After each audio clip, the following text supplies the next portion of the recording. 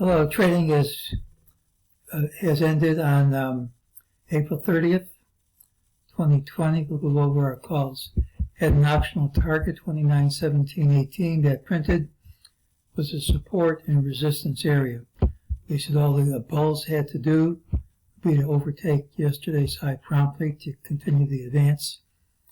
That didn't happen. We said if it didn't happen, it was negative, which it is.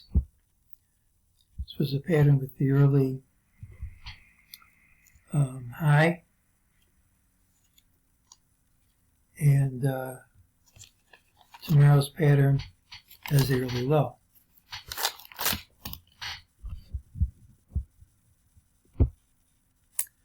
During the day, we got an ultimate sell signal here. We dropped enough to satisfy it. MEJT said it was false, but retrace and go over this line, which we did.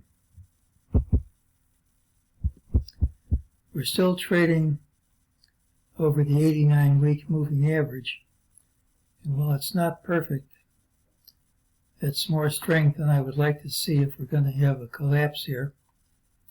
So let's go back and look at our charts.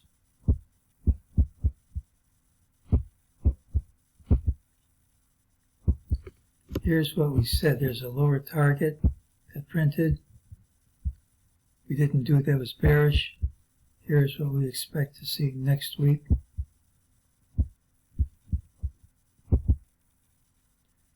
Well, here's our chart. Here's our count.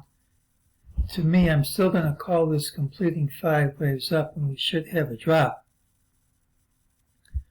But the break of this TD line is valid. This is about 350 points or so over the line. If that works, we should hit 350 points under the line. Now that's a target. It's not a stop and reverse. But 350 points under the line at this pace would put us in the 4th wave of lesser degree, and most likely would satisfy the targets. So if we dropped somewhere under this price, we'd be at a support low. And at this point, we can't tell if we've completed wave blue B or if it's just A of B. If we drop to here and support held, there's nothing that says we couldn't have another move up. Right now, we just don't have the deterioration in breadth I would expect to see. Of course, I didn't have deterioration in breadth here either. It came soon enough, and it might come soon enough here.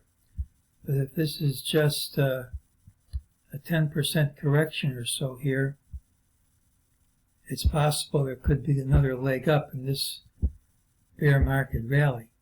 At this point, you can't say for sure. Well, let's take it a day at a time.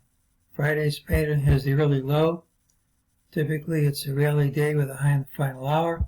It's negative. You usually do the weakness in the first hour or two, and more weakness in the subsequent days. So we're looking to see if we do or don't get early weakness tomorrow.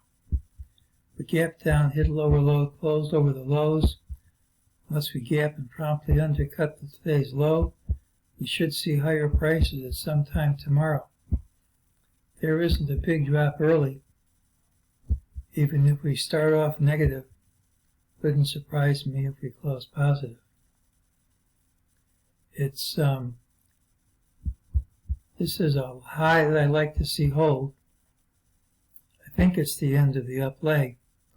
How severe this leg down is going to be remains to be seen, and it might not be too much under these levels. At this point, I can't really tell. That's today's call.